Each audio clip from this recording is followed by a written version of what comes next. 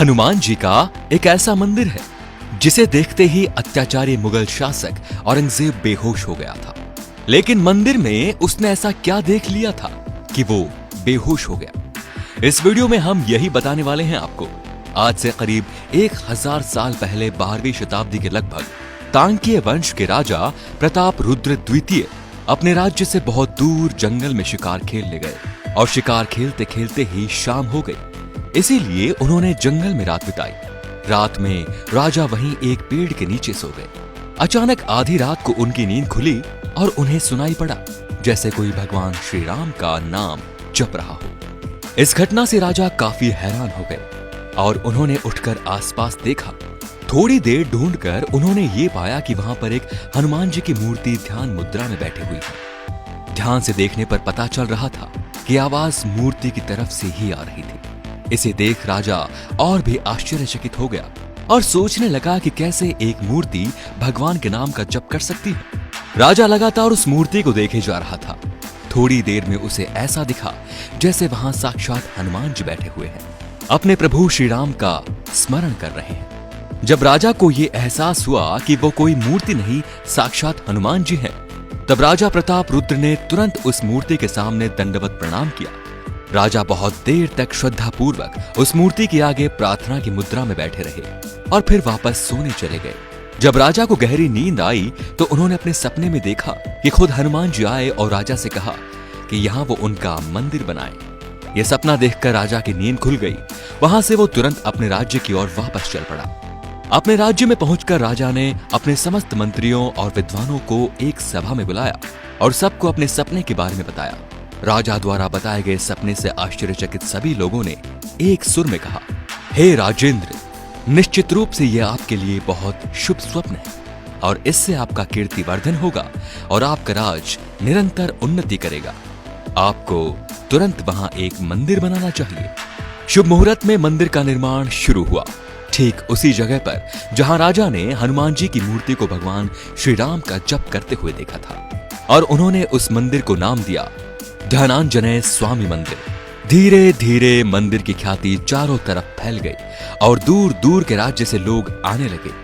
लगभग 500 साल बाद अबुल मुजफ्फर मोयुद्दीन मोहम्मद औरंगजेब का ध्यान उस मंदिर पर पड़ा।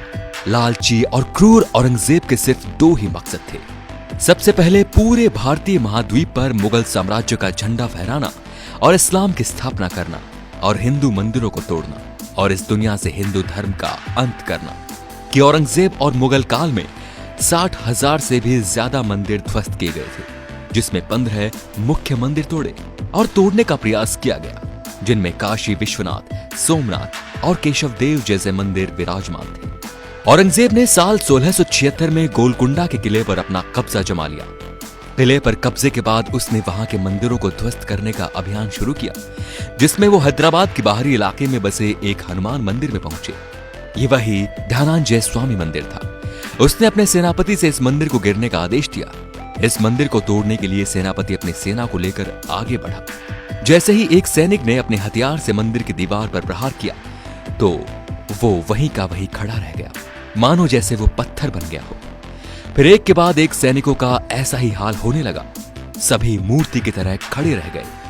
ये देख सेनापति घबरा गया और बाकी बची सेना को लेकर औरंगजेब के पास पहुंच गया। सेनापति ने यह सारी घटना औरंगजेब को बताई और उस मंदिर को ना तोड़ने की सलाह दी। यह बात सुनकर औरंगजेब गुस्से से दिल मिला उठा। औरंगजेब ने सेना की कमान अपने हाथों में लेकर उस मंदिर को तोड़ने के लिए आगे बढ़ा। सभी सैनिक घबराए हुए थे और वो मंदिर के पास पहुंचे।